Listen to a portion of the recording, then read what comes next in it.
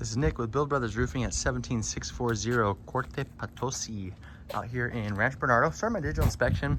We're on a two-system roof we got right here. We have a Malibu style concrete tile roof with some very aged underlayment. And then we have this flat roof, which is a torch down modified bitumen material.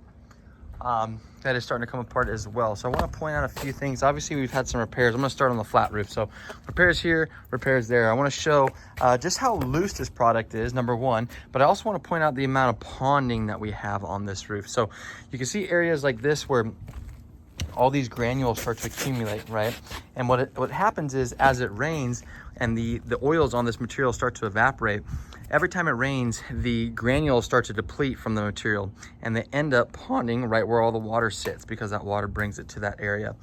So areas like this, you can see just how thick this is where that water just sits and sits and sits and sits. And if these seams aren't perfect and if the material isn't in good shape, the water's gonna end up finding its way inside. You can see just how loose all these seams are, right? So if my finger is getting underneath it, then obviously water's gonna be finding a way underneath that product as well. And then same thing over here on this side. Again, you can see all the ponding that accumulates over here in these corners. It's just a real thick amount of granules that are over here. And then it goes all the way around as well. And again, we can see just kind of how loose all this is. So again, if my fingers are getting underneath it, then water will be getting underneath it as well. And you have all these penetrations that we're dealing with. Looks like a bunch of mastic has been smeared on these penetrations over the past. Well, all those repairs, those are starting to wear through. So the oils on this mastic material, those have started to evaporate. Water, moisture, that's going to be running down those pipes every time it rains. So my suggestion, and then again, obviously we have a repair over here. I noticed that this is kind of really loose over here in this section too.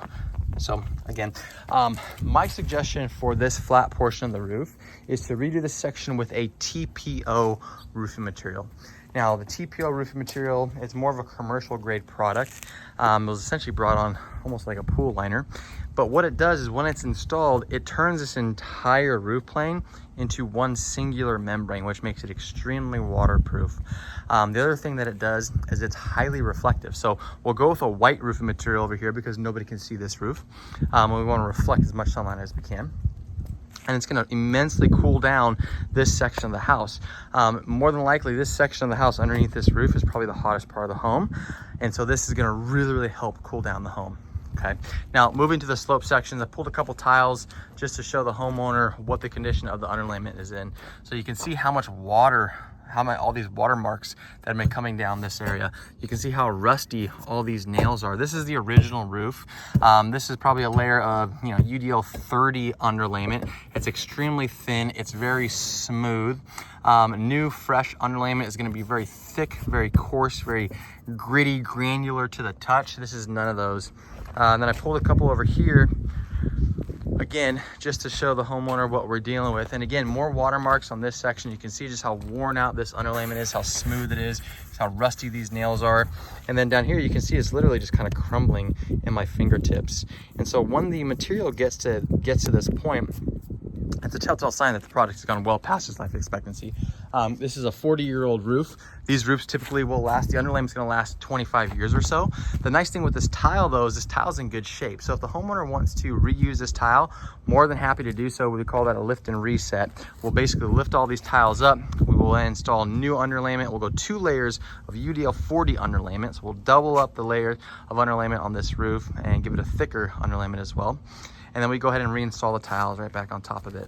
We're gonna get rid of all this old school mortar flashing. We're gonna flash this properly. You can see this stuff is literally just starting to crumble at this point. So this is no longer waterproof.